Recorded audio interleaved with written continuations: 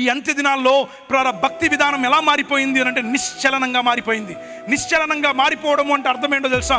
వాక్యాన్ని చదువుతున్నారు, వాక్యాన్ని వింటున్నారు, వాక్యం గురించి మాట్లాడుతున్నారు, ప్రార్థనలు చేస్తున్నారు, దేవుని సన్నిధికి వస్తున్నారు. కానీ విషయం ఏంటంటే there is no presence of God in their lives to experience power and the anointing of God. వాళ్ళ జీవితంలో దేవుని శక్తి కానీ, దేవుని అభిషేకం కానీ, దేవుని మహిమను కానీ అనుభవించేటువంటి పరిస్థితులు ఏ కొసన కూడా, ఏ మూల కూడా కనపడడం లేదు. కారణం ఏంటి అని అంటే ఈ ప్రజలు తమ పెదవులతో నన్ను స్తుతిస్తున్నారు, వారి మనసు నాకు దూరంగా ఉంది అన్నాడు ప్రభు అయిన యేసుక్రీస్తు ప్రభువారు మత్తయి సువార్త 13వ అధ్యాయంలో.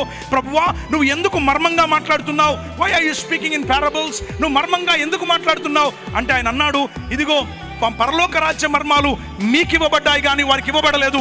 ఎందుకంటే ఈ ప్రజలు కళ్ళారా చూస్తారు, చెవులారా వింటారు, కానీ వారి హృదయం నాకు చాలా దూరంగా ఉంది. ఎందుకంటే ఆ కాలంలో కూడా ప్రజలు భక్తి అక్షరానుసారంగా చేశారు తప్ప, ఆచారబద్ధమైన భక్తికి పరిమితి అయ్యారు తప్ప, ఆత్మ సంబంధమైన భక్తిని ఆనాడు ఉన్నటువంటి ప్రజలు అనుభవించలేదు.